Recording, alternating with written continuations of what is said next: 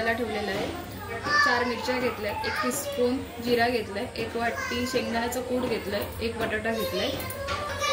कढई तापवून घेऊन ऑइल गरम केलं, त्याच्यामध्ये 1 टीस्पून जिरा टाकलं। जिरा तडतडल्यावरती 2 मिरच्या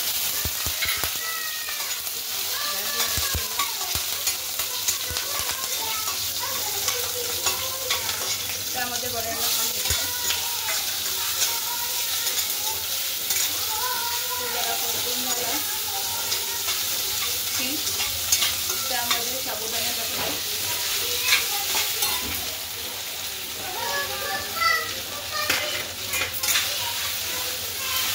साबुदाणा टाकल्यावर त्याला शेंगदाण्याचं कूट टाकून घेतलंय।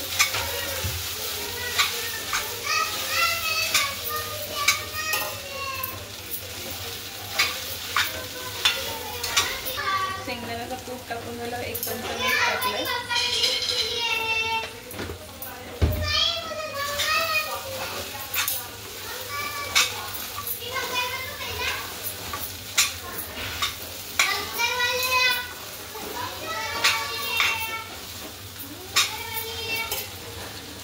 त्यामुळे थोडीशी साखर टाकली टेस्टसाठी।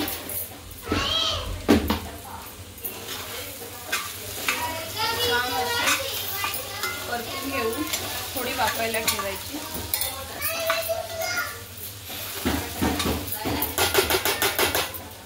पाच मिनिटाला वाफायला ठेवायचं।